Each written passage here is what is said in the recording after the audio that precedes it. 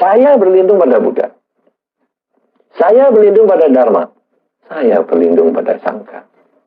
Tetapi perlindungan ini jangan dianggap perlindungan seperti kalau misalnya saja Anda kalau hujan lalu berlindung dengan payung. Bukan. Karena Sang Buddha sebetulnya tidak bisa melindungi Anda. Karena itu kalau Anda pergi ke Buddha Rupang, lalu Anda minta kepada patung, oh Sang Buddha berilah saya perlindungan menyeluruh sepanjang hari. Tidak bisa. Kenapa? Karena patung Sang Buddha bukan satpam 24 jam. Bukan. Anda minta keselamatan kepada patung Sang Buddha juga tidak bisa. Kenapa?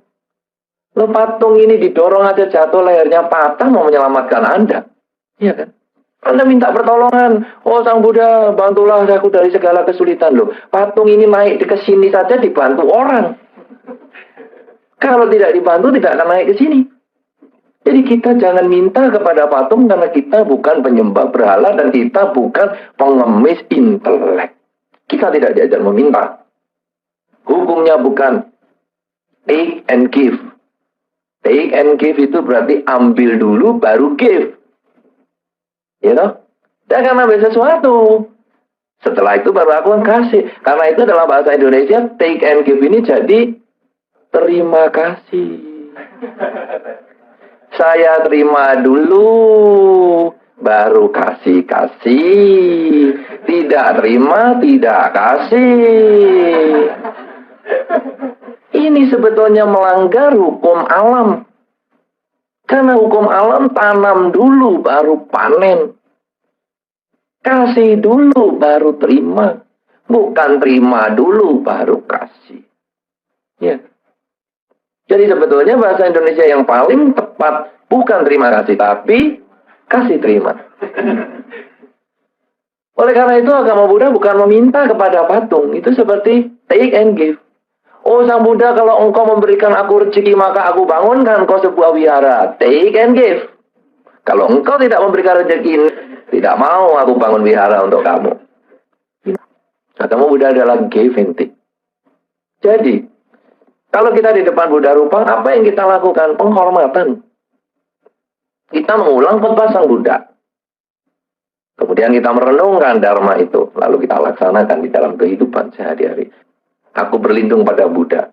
Sebetulnya bukan meminta tolong kepada Sang Buddha secara pribadi. Tetapi kita sebetulnya merenungkan kehidupan Sang Buddha. Riwayat Sang Buddha. Sang Buddha sebagai manusia biasa. Karena perjuangannya, karena semangatnya, beliau bisa mencapai kesucian. Kalau sekarang kita manusia biasa, kita mau berjuang, kita mau bersemangat, pasti bisa. Inilah kelebihan dalam Dharma. Karena Sang Buddha manusia biasa, maka kita bisa mengikuti beliau. Kalau Sang Buddha bukan manusia biasa, kalau Sang Buddha dewa yang luar biasa, kita nggak levelnya ikut dengan dia. Aku berlindung pada Buddha. Dengan demikian aku menjadikan semangat hidup Sang Buddha ini sebagai pedoman hidupku. Jadi yang dijadikan perlindungan sifat-sifat kebudaan. Semangat yang tinggi untuk berjuang tak kenal putus asa. Kesulitan setahun, 2 tahun, 10 tahun pun yang aku hadapi itu belum apa-apa dibandingkan kesulitan yang dihadapi oleh Bodhisattva Siddhartha Gautama. Ini perlindungan yang pertama. Perlindungan yang kedua adalah perlindungan kepada Dharma. Perlindungan kepada Dharma ini bukan berarti, wah, kalau ada bahaya langsung lari di balik kitab-kitab suci. Lalu, wah, ini begitu ada bahaya, berlindung di situ, pasti setan pergi. Atau kalau lagi berlindung pada Buddha, ada setan datang, langsung ambil patung Buddha, tunjukkan. Kalau setannya nggak pergi, lemparkan. Kalau kena kepala mertua ya, sorry aja. Demikian pula berlindung kepada Dharma. Bukan, wah ini ada demit, ada setan, tunjukkan kitab suci. Langsung setannya amblas. Ya kalau setannya ngerti bahasa Pali. Nah, kalau setannya nggak bisa bahasa, deketin apa nih gitu. Tulisan apa deh ini? Ya kan repot. Jadi, Berlindung pada Dharma bukan berarti berlindung pada buku-buku. Ada orang dulu minta disumpah jabatan. Kalau jadi apoteker, jadi dokter, kalau di Indonesia itu kan ada penyumpahan. Kasih kitab suci di atasnya. Lah saya suruh nyumpahin, disuruh bawa kitab suci Tripitaka. Saya tanya sama dia, kamu bisa bayangin Tripitaka itu seberapa? 46 buku. Itu yang bahasa yang nggak kita ngerti loh. Itu tulisan Thai.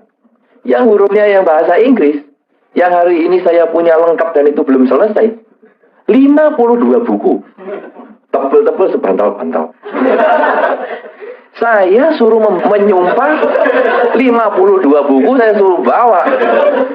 Saya bawanya mana tahan, saya nggak pernah fitness lagi.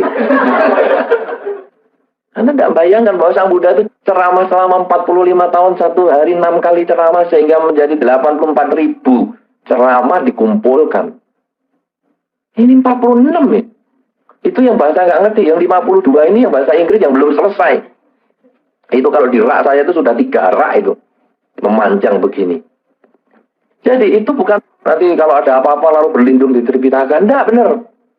Aku berlindung kepada Dharma adalah aku berlindung pada kebenaran yang diajarkan oleh Sang Buddha. Kurangi kejahatan, tambah kebaikan, sucikan pikiran. Itulah yang menjadi pelindung kita. Kemana kita pergi? Bersihkanlah pikiran, sucikanlah pikiran, kurangilah kejahatan, tambah kebaikan. Seperti yang bermalam-malam sudah kita bahas bersama. Anda pengen terhindar dari magic, Anda pengen memperoleh kebahagiaan, Anda pengen terlepas dari semua penderitaan. Tidak ada pilihan lain kecuali Anda menambah kebajikan, mengurangi kejahatan, dan menyucikan pikiran. Ini adalah merupakan latihan yang paling penting. Karena orang bisa baik ucapannya, bisa baik perilakunya, tapi pikirannya tetap jahat alias menjadi orang yang munafik. Nah, saudara-saudara, aku berlindung pada Dharma berarti aku menjadikan Dharma atau kebenaran ini sebagai pedoman hidup. Artinya sekarang aku berlindung kepada Buddha dan aku berlindung kepada Dharma adalah aku menjadikan Dharma kebenaran ini sebagai pedoman hidup dengan penuh semangat. Setiap saat ucapan kita, perbuatan kita selalu kita dasarkan pada Dharma. Dan dengan semangat. Jangan pernah sampai punya pikiran, aduh aku sudah jalani Dharma sekian lama kok ya masih hidupku menderita terus. Karena itu harus dibalik pola pikirnya. Untung aku sudah jalankan Dharma. Kalau aku nggak jalankan Dharma kan double lipat penderitaannya. Untung. Nah itu dengan pola pikir gitu kan membuat kita jadi semangat. Terus berjuang, terus berjuang. Nah inilah Buddhang Saranang Kacami. Semangat Buddha ada dalam diri kita. Kebenaran Dharma ada di dalam diri kita. Kemudian Sanggang Saranang Kacami. Aku berlindung kepada Sangga. Kalau Anda membaca Sangga Nusati, di situ kan ada terjemahannya. Sangga Siswa Sang Bhagawa yang telah bertindak benar, lurus dan patut. Sanggang Saranang Kacami itu berarti Anda sebagai Sangga Siswa Sang Bhagawa itu harus bertindak lurus, benar dan patut. Jadi Sanggang Saranang Kacami bukan berlindung di luaran lagi, tetapi tetap pada diri Anda sendiri yang harus bertindak lurus, benar, patut. Apakah yang disebut lurus? Tidak bengkok. Apakah perilaku yang bengkok? Perilaku yang salah. Perilaku yang tidak lurus itu adalah yang bengkok, yang adharma, yang mengembangkan ketamaan, kebencian, dan kegelapan batin. Itulah tindakan yang tidak lurus, alias bengkok. Anda harus bertindak benar. Benar itu tidak salah. Apakah artinya? Anda harus mematuhi hukum undang-undang yang berlaku di tempat Anda tinggal. Jadi Anda tinggal di sini, patuhilah hukum-hukum yang ada di negara Australia ini. Jangan Anda tinggal di Australia, hukumnya mau Indonesia. Nanti Anda di Indonesia, mau hukumnya di Australia. Repot. Di Tiongkok, jalan sebelah kanan. Anda pakai hukum Tiongkok di Indonesia, tubrukan terus. Anda pakai hukum Indonesia di Tiongkok, tubrukan terus. Iya kan? Kenapa? Karena Anda sudah tidak bertindak benar. Kalau Anda mau selamat, Anda mau bahagia, Anda harus bertindak benar mengikuti peraturan-peraturan lokal, undang-undang lokal. Lurus, benar, patut. Patut itu apa? Patut itu bukan menurut agama, bukan menurut undang-undang. Patut itu berdasarkan kebudayaan yang bersifat komunal. Merokok di sini, dalam ruangan kebaktian. Secara dharma, nggak ada larangan loh merokok. Tidak masalah. Berarti kan lurus-lurus saja tuh. Undang-undang apa ada larangannya? Kan nggak ada tuh. Handphone di dalam ruangan kebaktian. Ada peraturan dharmanya?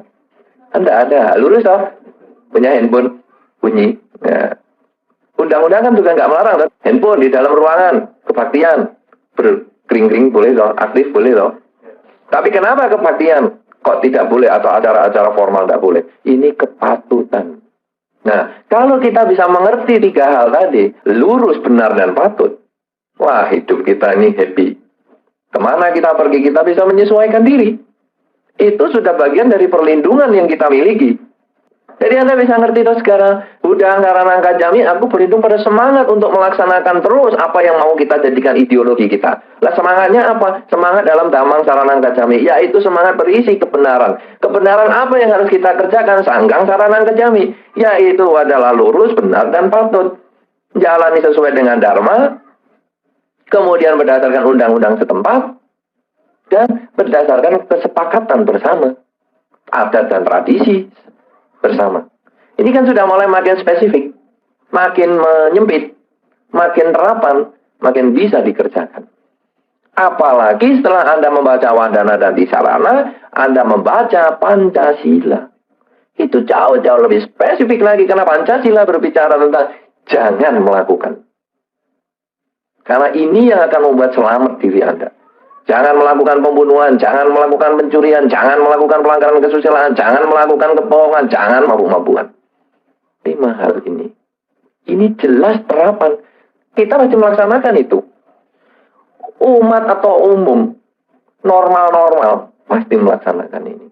Kenapa Anda bisa duduk berdekatan dengan teman dengan baik? Karena teman Anda tidak mungkin membunuh Anda, tidak mungkin mencuri barang Anda, tidak mungkin mengganggu kesusilaan dan kehormatan Anda. Tidak mungkin menipu Anda.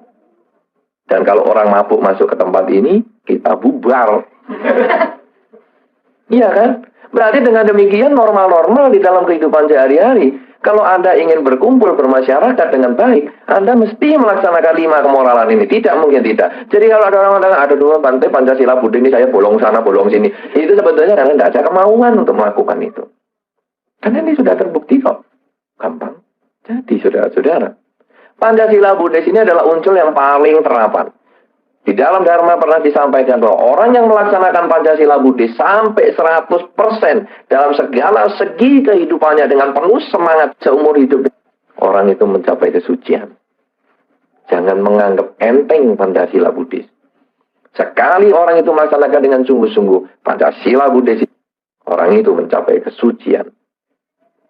Nah, oleh karena itu, kalau kita sekarang dalam kehidupan sehari-hari, laksanakanlah Pancasila Buddhis itu.